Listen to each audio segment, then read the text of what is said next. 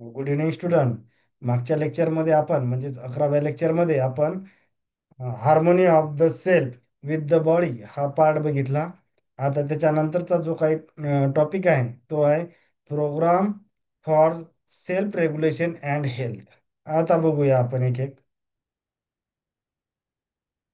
बघा टायटल याचं, programme for self regulation and health. म्हणजे याच्यासाठी आपण जे मागच्या लेक्चरमध्ये असं बघितलं की आपण जे काही लोकांचा इन्क्लायनेशन किंवा कल सध्या मेडिकल किंवा ट्रीटमेंट या गोष्टीकडे जास्त असतो. परंतु मी काय सांगितलं की मेडिकल किंवा ट्रीटमेंट हे शॉर्ट टर्म सोल्युशन आहे, लॉंग टर्म नाही. लॉंग टर्म सोल्युशन काय असला पाहिजे की आपलं एक्सरसाइज, डेली रुटीन, ह्या गोष्टी लॉंग टर्म सोल्युशन आहेत. म्हणजे मेडिकल किंवा ट्रीटमेंट हे आजार झाल्यानंतरच्या गोष्टी आहेत. त्याच्या अगोदर आपल्याला अशी खबरदारी घ्यायची आहे की आजार झाला नाही पाहिजे. ही खबरदारी म्हणजे काय झालं की त्या जे काय हेल्थच्या प्रॉब्लेमवर लॉंग टर्म सोल्युशन आहे. म्हणजे त्याच्यासाठी आपल्याला काय करावं लागेल, एक तर डेली रुटीन व्यवस्थित असली पाहिजे आणि दुसरं असते एक्सरसाइज. आता बघूया. Sorry. The program for self-regulation and health in universal human value is basically a complete plan for, कशासाठी complete plan आहे तर how the self take care of the body, that is feeling of the responsibility towards the body for, जे आपण NPR मागच्या lecture मध्ये बघलं. NPR म्हणजे का, nurturing protection and right utilisation of the body. त्याला आपण काय म्हणतो होतं की सेल्फ रेग्युलेशन. आता आणि त्याच्या समोर काय झालं, how the body stays healthy and function well. म्हणजे या दोन गोष्टीसाठी कम्प्लीट प्लॅन, त्याला आपण म्हणू की programme for the self regulation and body. कोणत्या दोन गोष्टीची, हे वर जे आपण ही एक पहिली आणि ही दुसरी, या दोन गोष्टीसाठी कम्प्लीट प्लॅन करणं म्हणजेच त्याला आपण म्हणू programme for the self regulation and body. आता तो कम्प्लीट प्लॅन काय असेल, वर आता बघा, हा इथं मी एक खाली डायग्रामच्या फॉर्ममध्ये एक डायग्राम ड्रॉ केली. Overall, the program for nurturing and maintaining the health of the body includes as follows. आता हे जे बघा काय काय असलं पाहिजे, त्याचं 1A काय लिहिलं मी, इनटेक. दुसरं 1B रुटीन. तिसरं 2A 2A physical labour. 2B exercise. 3A balancing internal and external organ of the body. 3B balancing breathing of the body. 4A medicine आणि 4B ट्रीटमेंट. आता तुम्ही म्हणाल सर एवढ्या जे काय 8 गोष्टी दिल्या, म्हणजे जे काय आपण हे, तर याचा फ्लो किंवा प्रायोरिटी काय असली पाहिजे. प्रायोरिटी, आता हे आपण 8 गोष्टी किंवा मी त्याला एक ए एक बी म्हणजे एकला 2 पार्टमध्ये डिवाइड केलं. म्हणजे हे सब पार्ट धरून टोटल या किती आहेत, 8 थिंग आहेत. हे म्हणजे टोटल 8 थिंग्स पकडू आपण, की जो ओव्हरऑल प्रोग्राम आहे त्याच्यात किती 8 थिंग्स. हे असं लिहिलं मी इथं. कोणासाठी आहेत 8 thing, overall the program for nurturing and maintaining the health of the body includes as follow. म्हणजे हे काय झालं की सेल्फ रेग्युलेशन अँड बॉडी याच्यासाठी प्रोग्राम, हा ओव्हरऑल प्रोग्राम किंवा कम्प्लीट प्लॅन आहे, आपण जे काही डेफिनेशन मध्ये वर बघितलं. आता बघा तुम्ही म्हणाल सर हे 8 थिंग्स लिहिल्या, मग याची प्रायोरिटी काय असायला पाहिजे. कारण की याचा फ्लो असेल ना काहीतरी, म्हणजे जे काय 8 थिंग्स आपण लिहिल्या किंवा program for the self regulation and body ज्याच्यासाठी आपण कम्प्लीट प्लॅन आखला होता, त्याचा एक आपण हे जनरल स्ट्रक्चर म्हणजे कोणत्या 8 थिंग्स आहे हे तर आपण मेन्शन केल्या. आता बघा हे 8 थिंग्स एक्झाममध्ये कशा आठवायच्या, काय करायचं, हे आपण पुढच्या PPT मध्ये मी एक ट्रिकच्या स्वरूपात तुम्हाला सांगणार आहे. त्याच्या अगोदर आपण प्रायोरिटी बघू की, म्हणजे इनटेक रुटीन, ह्या जे काही 8 थिंग्स आहे याच्यामध्ये पहिली प्रायोरिटी शेवटची प्रायोरिटी कोणती असायला पाहिजे. याच्यासाठी आपण एक पुढची स्लाइड बघू. बघा आता की प्रायोरिटी काय असायला पाहिजे. म्हणजे या 8 थिंग्स मधली पहिली प्रायोरिटी आणि दुसरी प्रायोरिटी, तिसरी अप टू एन म्हणजे किती 8 पर्यंत आपण प्रायोरिटी वाईज हे बघू कसं असायला पाहिजे. आता इथं बघा प्रायोरिटी. आता प्रायोरिटी पहिली बघा, इथं बघा मी 1 2 3 या 3 प्रायोरिटी आहे. आणि त्याचा फ्लो ऍक्टिव्हिटीचा कसा आहे, इथं 1 2 3 4 ही चौथी प्रायोरिटी नाही बरं. म्हणजे ह्या ऍक्टिव्हिटीचा फ्लो आहे हे बघा इकडे. म्हणजे प्रायोरिटी कशी आहे, ही 1, हा बघा हा मोठा राऊंड, हा 2 आणि हा 3. म्हणजे या 3 प्रायोरिटी. आता त्याच्यामध्ये सब प्रायोरिटी पण आहे, ते बघू आता. पहिली प्रायोरिटी बघा ए, काय दिलेली आहे, फॉर स्टेइंग हेल्थी, त्याच्यामध्ये ए मध्येच काय दिलेलं आहे, इनटेक, रुटीन किंवा त्याला आपण डेली रुटीन म्हणतो किंवा लाईफस्टाईल म्हणू, लेबर, एक्सरसाइज, नंतर तिसऱ्यामध्ये किंवा त्याला आपण 1B म्हटलं. म्हणजे हे लक्षात कसं ठेवायचं आता बघा, प्रायोरिटी कशा लक्षात ते पुढच्या स्लाइडमध्ये मी ट्रिकच्या स्वरूपात सांगतो तुम्हाला. नंतर तिसरं काय दिलेलं आहे, म्हणजे पहिल्या प्रायोरिटी मधलं हे असं लक्षात घ्यायचं, पहिली प्रायोरिटी ही, दुसरी प्रायोरिटी ही, आणि लास्ट प्रायोरिटी म्हणजे काय, ट्रीटमेंट. आता पहिली प्रायोरिटी बघा, हे काय दिलेलं आहे, फॉर स्टेईंग हेल्थी, ही पहिली प्रायोरिटी आहे.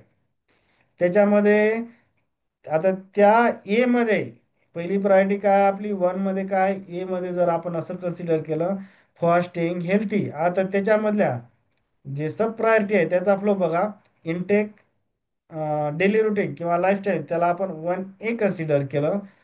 किंवा आता बघा दुसरी त्याच्यानंतरची नेक्स्ट प्रायोरिटी काय आहे, लेबर अँड एक्सरसाइज, आणि त्याच्यानंतरची प्रायोरिटी काय आहे, posture for regulating internal and external body organs and regulated breathing. आता हे बघू, हे आपली पहिली प्रायोरिटी म्हणजे किंवा ए नंबर.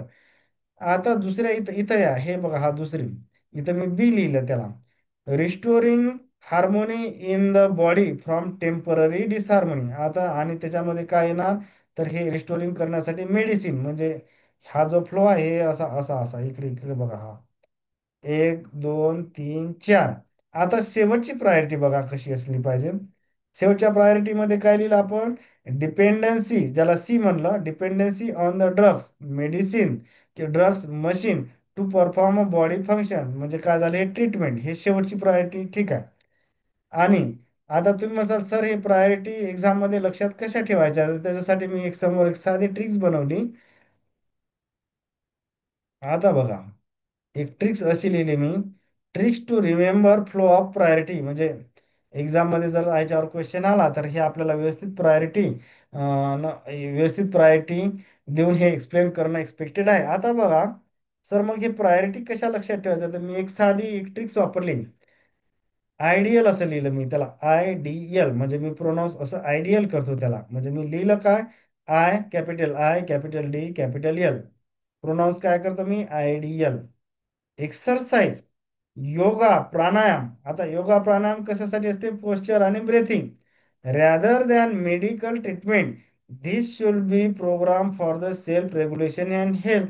म्हणजे आयडियल काय असलं पाहिजे, एक्सरसाइज योगा प्राणायाम हे आयडियल असलं पाहिजे, rather than treatment, medical treatment याच्यापेक्षा, म्हणजे आयडियली काय असलं पाहिजे, एक्सरसाइज योगा प्राणायाम. आणि योगा प्राणायाम कशासाठी असतात, पोश्चर आणि ब्रेथिंगसाठी, rather than medical treatment, this should be program for the self reflection. Medical treatment हे नंतरच आहे, म्हणजे ते शॉर्ट टर्म सोल्युशन आहे. लॉंग टर्म सोल्युशन काय आहे, मेडिकल ट्रीटमेंट हे आजार झाल्यानंतरच गोष्टी आहेत. पण आपल्याला आयडियल सोल्युशन किंवा लॉंग टर्म सोल्युशन कसं असलं पाहिजे, की ते आजार होऊ नये.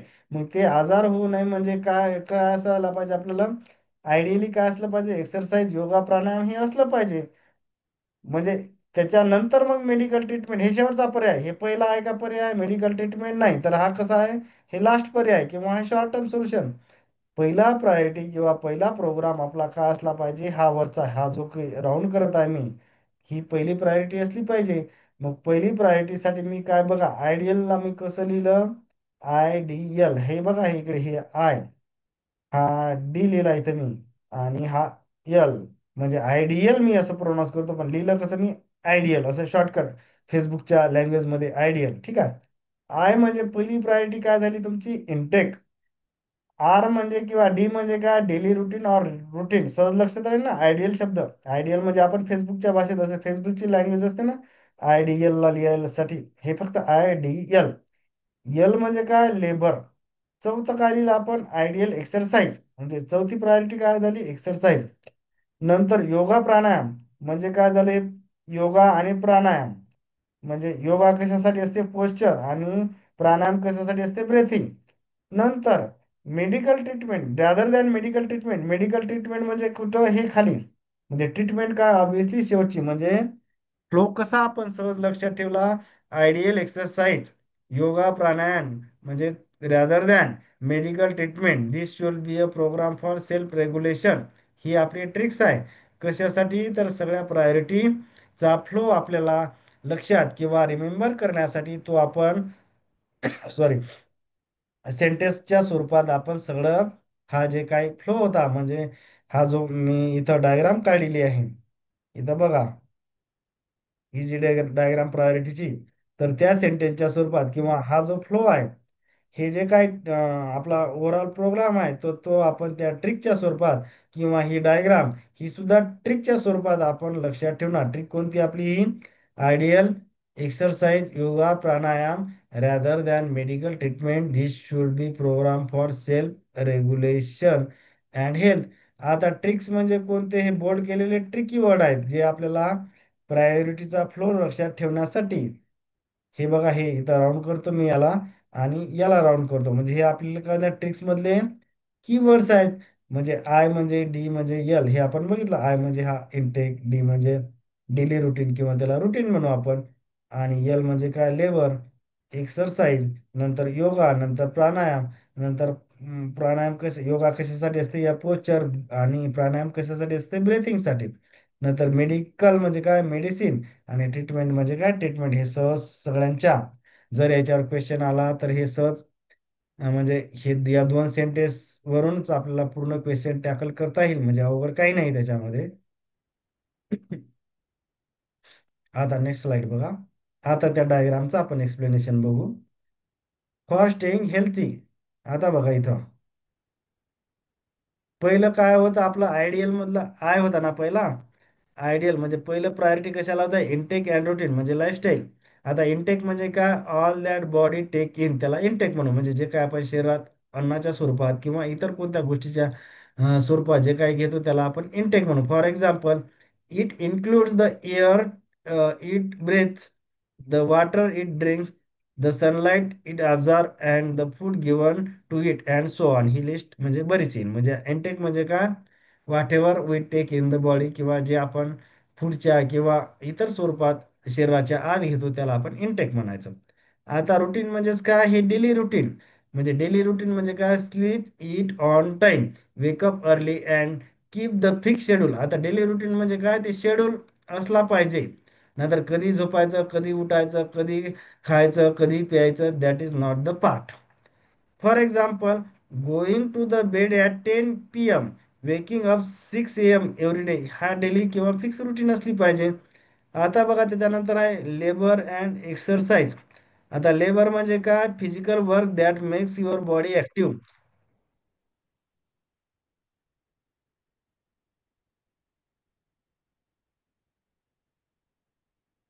Just wait 1 minute.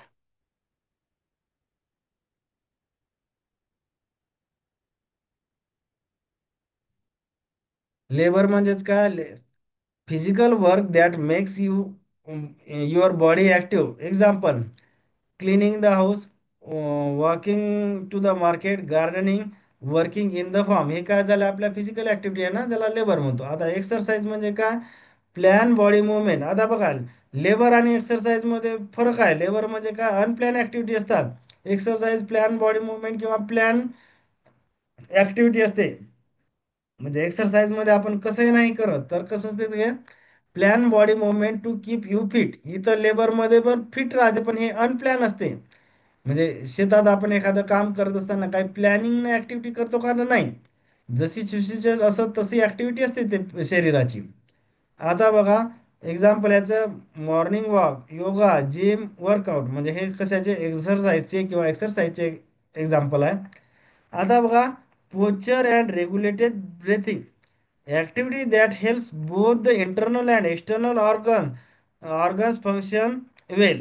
Example, doing yoga poses like Surya Namaskar, sitting straight while working, and practicing deep breathing or pranayam. म्हणजे ते कशामध्ये येणार? हे इथं जे आपण डायग्राम मध्ये बघितलं ना, हे बघा.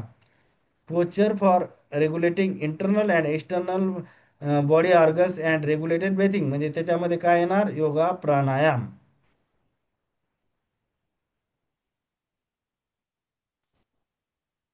हा आता नंतर भाई इकडे बघा आता, restoring harmony after temporary problem, त्याच्यासाठी काय करणार आपण? मेडिसिन,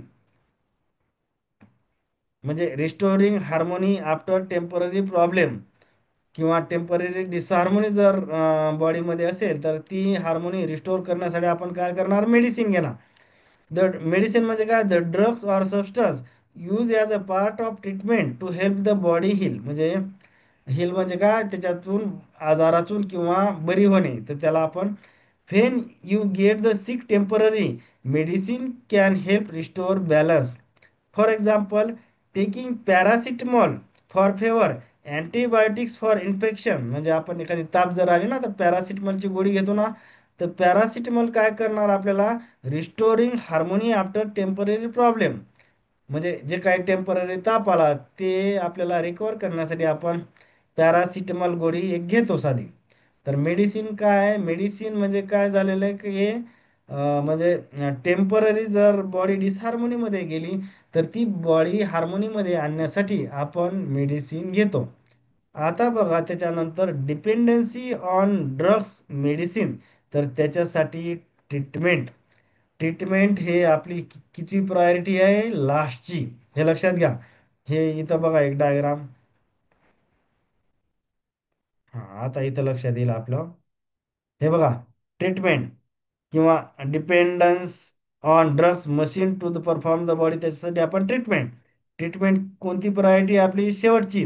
पहिली कोणती आहे? ही फॉर स्टेइंग हेल्थी. दुसरी मेडिसिन किंवा restoring harmony in the body from temporary disharmony. आणि तिसरी काय आहे priority? Dependence on drugs machine to perform a body function. म्हणजे ट्रीटमेंट काय? ही लास्ट प्रायोरिटी आहे, पहिली नाही. पहिली काय? म्हणजे पहिली प्रायोरिटी काय? For staying healthy, intake, daily routine, labour, exercise, yoga, medicine, yoga, आणि त्याला काय म्हणू आपण? प्राणायाम. ही पहिली प्रायोरिटी आहे. हे इथं बघा, इथं ह्या एवढा ब्लॉक म्हणजे ही फर्स्ट प्रायोरिटी, मी फक्त फर्स्ट लिहितो इथं. हे फर्स्ट प्रायोरिटी आहे आपली. दुसरी प्रायोरिटी काय आहे त्याच्यानंतरची? हा ब्लॉक.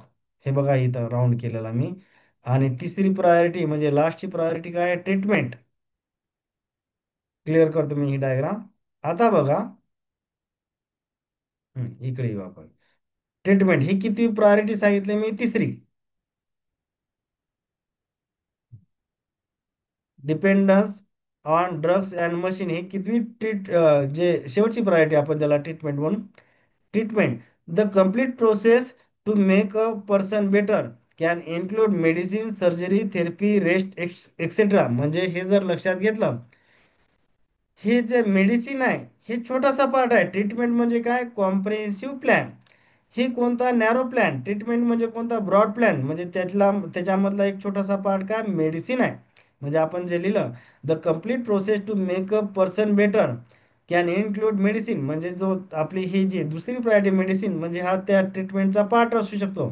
म्हणजे ट्रीटमेंट हा ब्रॉड अँगलनी घेतात, मेडिसिन हा नॅरो अँगल आहे त्याचा. हे लक्षात घ्या इथं.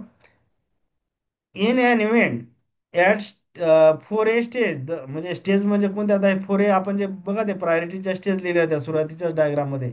फॉर एक्झाम्पल हे इथं बघा, ही जी काय 4A स्टेट किंवा 4B इकडे लिहिले अटेल. हां, म्हणजे 4A स्टेज म्हणजे काय? शेवटची प्रायोरिटी लक्षात घ्या, नाही तर.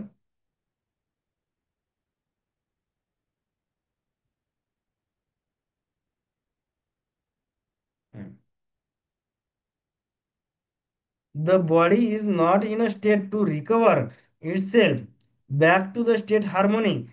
There is a need for treatment. म्हणजे मेडिसिन घेऊन जर ती बॉडी रिकवर किंवा हार्मोनीमध्ये येत नसेल, टेम्पररी हार्मोनीमधून परमानंट हार्मोनीमध्ये येत नसेल, तर मग त्याच्यानंतरची स्टेज किंवा शेवटची स्टेज आपण त्याला ट्रीटमेंट म्हणतो. For example, using insulin injection for diabetes, dialysis for kidney problem, or pacemaker for the heart. म्हणजे हे काय झालं? हे पेसमेकर किंवा डायलिसिस हे मशीन झाल्या.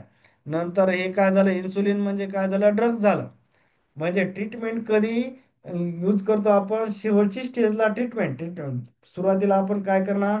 पहिली गोष्ट तर हे सगळं, म्हणजे डेली रुटीन पाळणार, एक्सरसाइज करणार, इनटेक घेणार, लेबर एक्सरसाइज, योगा, मेडिसिन, हे सगळं म्हणजे पहिली प्रायोरिटी याच्यासाठी. त्याच्यानंतरची प्रायोरिटी जर छोटा आजार किंवा जर झाला तर आपण काय करणार, मेडिसिन घेणार. मेडिसिन म्हणजे काय की या ट्रीटमेंटचा एक छोटासा पार्ट. आता मेडिसिन पण काही हार्मोनी येत नसेल किंवा काहीच होत नसेल तर मग त्याच्यानंतरचा शेवटचा उपाय कोणता आहे, ट्रीटमेंट. ट्रीटमेंट कशा कोणत्या अँगलनी घेतो आपण, ब्रॉड अँगलनी. आणि ट्रीटमेंट हे शेवटचा पर्याय आहे ना की पहिली प्रायोरिटी. पहिली प्रायोरिटी काय आहे आपली, daily routine, intake, exercise, yoga, pranayam. दुसरी प्रायोरिटी काय, मेडिसिन. तिसरी प्रायोरिटी काय, treatment.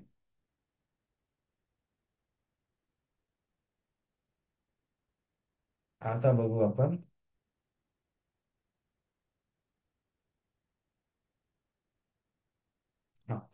Now you can find out whether this is right sequence for the ensuring health or some other sequence will be more appropriate. म्हणजे हे तर सिक्वेन्स आपल्याला पहिल्या sequence तर किंवा प्रायोरिटी तर लागणार, त्याच्यासोबत ह्या पण गोष्टी लागणार. उदाहरणार्थ, for example, protecting the body, right utilisation of the body. आता बघा, प्रोटेक्टिंग द बॉडी म्हणजे मी पहिल्या लेक्चरमध्ये जे हेल्मेटचं एक्झाम्पल दिलं होतं तुम्हाला. Provide the conductive physical environment including clothing, shelter, vaccination etcetera is all the part of protection of the body. किंवा जे आपण ड्रायव्हिंग करताना हेल्मेट, ते सुद्धा एक प्रोटेक्टिंग ऑफ द बॉडी म्हणू शकतो आपण. नंतर दुसरं आहे right utilisation of the body. आता right utilisation of the body means using the body for the purpose of the self. Right utilization is equal to किंवा right utilization means using the body as an instrument for the self for meaningful, respectful and fulfilling living. आता for example मी एक साधं माउथचं किंवा तोंड ज्याला आपण म्हणतो त्याचं एक्झाम्पल दिले तर, right utilisation of mouth, eating healthy food, speaking truth, encouraging others. आणि रॉंग युटिलायझेशन ऑफ माउथ म्हणजे काय ना, ओव्हर इटिंग जंक फूड म्हणजे पिझ्झा, बर्गर वगैरे या गोष्टी. लाईंग, खोटे बोलणे, अब्युझिंग म्हणजे काय, शिवायगीर करणे. हे राईट युटिलायझेशन ऑफ माउथ आहे का, तर नाही. हे काय झालं, रॉंग युटिलायझेशन. आणि राईट युटिलायझेशन म्हणजे हे.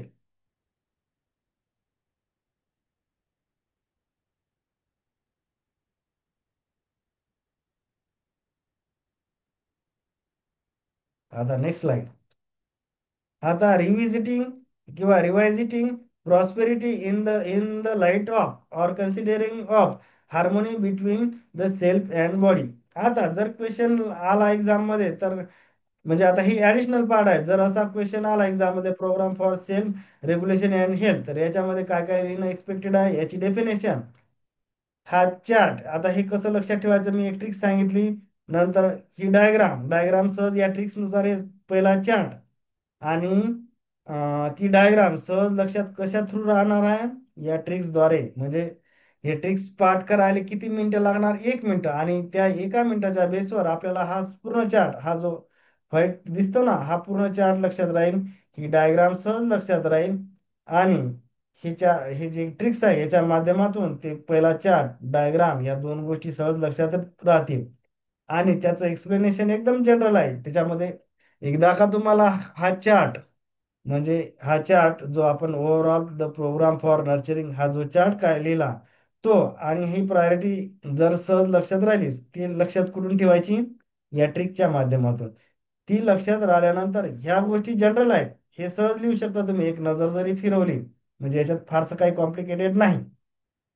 आता जर एक्झाम मध्ये जर क्वेश्चन आला program for self regulation and health, तर त्याच्यामध्ये काय काय लिहिणं एक्सपेक्टेड आहे तुम्हाला, ही डेफिनेशन, नंतर हा चार्ट, नंतर ही डायग्राम, आणि त्याचं एकेका लाईन मध्ये हे एक्सप्लेनेशन, एवढं एक्सपेक्टेड आहे. आता त्याच्यानंतर ही जी डायग्राम आहे ही ऍडिशनल आहे, साधी एक अंडरस्टँडिंग साठी सिलेबस बुक मध्ये दिली म्हणून मी एक घेतो. आता बघा, रिवायझिटिंग किंवा revisiting prosperity in the light of or considering harmony between the self and the body. आता बघा, हे सगळ्या डायग्राम आपण पाहिलेल्या. सेल्फ, बॉडी, हे कॉन्शियसनेस पार्ट कोणता आहे, सेल्फ आहे. बॉडी कोणता आहे, मटेरियल किंवा इन्स्ट्रुमेंट. नीड काय, सेल्फच्या हे बघितलं आपण, हॅपीनेस, प्रॉस्पेरिटी. आणि त्याच्यामध्ये सुद्धा कंटिन्युटी पाहिजे. नंतर बॉडीला काय लागते, फिजिकल फॅसिलिटी. हे काय असतात, टेम्पररी असतात या कंटिन्यू. आता मागच्या लेक्चरमध्ये आपण ह्या सेल्फ रेग्युलेशन सुद्धा बघितलं. सेल्फ रेग्युलेशन म्हणजे काय, feeling of the responsibility towards body for NPR जे मी म्हणतो म्हणजे काय nurturing protection and right utilisation of the body. नंतर हेल्थमध्ये आपण बघितलं तर body acts according to I किंवा ज्याला आपण सेल्फ म्हणू. Parts of the body are in order or harmony ते बघितलं आपण. आता बघा इथं खाली मी जे लिहिलं, the required physical facility can be recognized along with the required quantity. म्हणजे बघा the quantity of the food म्हणजे हे जे बघा हे इथं जे दिलं नर्चरिंगसाठी काय दिलं इथं फूड हा जो ॲरो आहे. नंतर दिलेलं क्लोथ शेल्टर म्हणजे हा ॲरो आहे. नंतर तिसरा इन्स्ट्रुमेंट इक्विपमेंट हा जो काही ॲरो दिसते. आता the quantity of the food required for nurturing body is limited or unlimited. The answer काय आहे लिमिटेड म्हणजे लिमिटेड असलं पाहिजे. नंतर clothes shelter for protection of the body is limited or unlimited. तर आन्सर आहे लिमिटेड. नंतर instrument equipment for right utilisation of the is limited or unlimited. तर आन्सर आहे लिमिटेड. आता बघा इन्स्ट्रुमेंट और इक्विपमेंट फॉर साधं एक्झाम्पल देतो मी तुम्हाला. आता तुम्हाला लेक्चर डिलिव्हर करण्यासाठी मी लॅपटॉप वापरत आहे. हे काय झालं right utilisation of the body म्हणजे हे इन्स्ट्रुमेंट काय झाली तर लॅपटॉप. मला लॅपटॉप तुम्हाला लेक्चर देण्यासाठी लिमिटेड लागतात का अनलिमिटेड. तर आन्सर आहे लिमिटेड म्हणजे इथं इन्स्ट्रुमेंट काय झालं लॅपटॉप. आता लॅपटॉप म्हणजे काय झालं माझं राईट युटिलायझेशन ऑफ द बॉडीसाठी मी इन्स्ट्रुमेंट कोणता वापरला लॅपटॉप. पण लॅपटॉप मला तुम्हाला लेक्चर डिलिव्हर करण्यासाठी किती लागणार एकच लागणार म्हणजे ते काय झालं लिमिटेड क्वांटिटी. म्हणजे जे काय नर्चरिंग प्रोटेक्टिंग आणि right utilisation of the body त्याच्यासाठी जे काय लागणाऱ्या गोष्टी आहेत ह्या सगळ्या लिमिटेड लागते. आता बघा.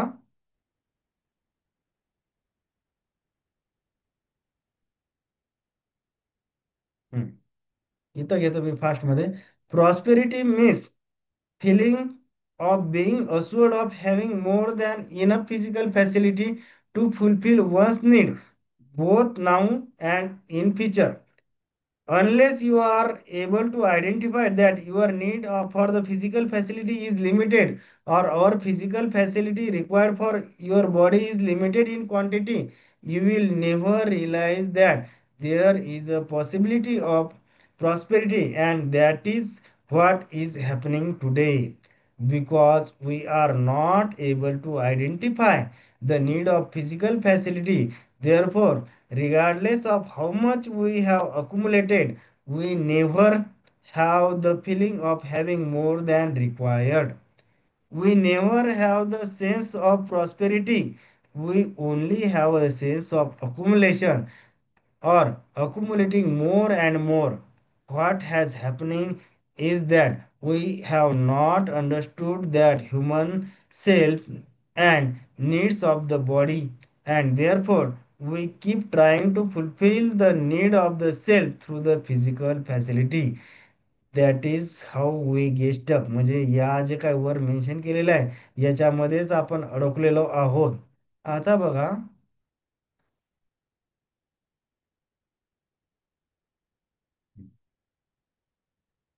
Now we are considering prosperous only when we have both physical facility to meet our need and feeling of assurance that they will always be enough for us and our family. आता बघा. Today many people are not prosperous because of म्हणजे काय झालं की बरेच लोक आपल्याला prosperous दिसत नाहीत त्याच्या मागे काही कारणे आहेत. ते कारणे बघा. Confusion between need and greed म्हणजे माणसाला नीड आणि ग्रीड याच्यामधला फरक समजत नाही. महात्मा गांधीजीचं मी मागच्या लेक्चरमध्ये एक्झाम्पल दिलं होतं. काय स्टेटमेंट होतं महात्मा गांधीजींचं कोणतं स्टेटमेंट होतं. Nature fulfil every man's need but not greed. निसर्ग प्रत्येक माणसाची गरज भागवतो तो हाव भागवत नाही. म्हणजे लोकांना हे गरज आणि म्हणजे हाव याच्यातील फरक मध्ये कन्फ्युजन आहे. म्हणजे confusion between need and greed. We keep wanting more and more than what is actually needed so we never feel enough. म्हणजे लोभ माणसाचा कमी होताना दिसत नाही. नंतर एंडलेस कंपॅरिझन अँड कॉम्पिटिशन. आता बघा. हे एंडलेस कंपॅरिझन अँड कॉम्पिटिशन रिअलमध्ये काय प्रॉस्पेरस किंवा हॅपीनेस असण्यासाठी कोऑपरेशन आवश्यक आहे. पण इथं काय दिसत आहे शब्द? Endless comparison and competition. Social pressure to have more than other makes us feel lacking even when our needs are met. म्हणजे साधं एक्झाम्पल जर द्यायचं असेल, एखाद्या व्यक्तीजवळ समजा 3 लाखाची कार आहे, लगेच त्याला 10-15 लाखाची दुसऱ्याची कार बघितली की लगेच त्याचं काय होते की लगेच त्याचे प्रॉस्पेरिटी हॅपीनेस गायब होते. म्हणजे लगेच तो काय, म्हणजे कंपॅरिझन करायला लागतो ना, आणि कॉम्पिटिशन करायला लागतो. म्हणजे त्याच्यामुळे त्याचं काय झालेलं आहे की प्रॉस्पेरिटी आणि हॅपीनेस लगेच तो टेन्शनमध्ये जातो. म्हणजे मुळात काय, कंपॅरिझन आणि कॉम्पिटिशनमुळे हे प्रॉस्पेरिटी आणि हॅपीनेस मेंटेन करणं फार डिफिकल्ट होऊन जाते. नंतर इनसिक्युरिटी अबाउट द फ्युचर.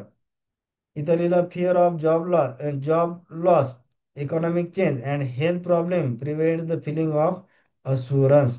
नंतर over focus on money alone. आता हे पण एक मोठी गडबड सध्या आधी पाहायला मिळते. We ignore the relationship, trust, health, so even material well does not give satisfaction. म्हणजे आपण काय करतो की ह्या गोष्टी, रिलेशनशिप, ट्रस्ट, म्हणजे शरीराकडे दुर्लक्ष, आणि over focus on money alone, नुसतं पैसे कमावण्याच्या, म्हणजे माणूस सकाळपासून झोपेतून उठल्यापासून नुसतं कुठून पैसा येईल, तर म्हणजे संध्याकाळी झोपेपर्यंत त्याच्या डोक्यात त्याच गोष्टी, म्हणजे ह्या कुठंतरी धोकादायक स्थितीकडे आपल्याला घेऊन जाताना दिसतात. म्हणजे धोकादायक स्थिती म्हणजे काय, आपण आपला हॅपीनेस आणि प्रॉस्पेरिटी ही गमावून बसतो त्याच्या नादात.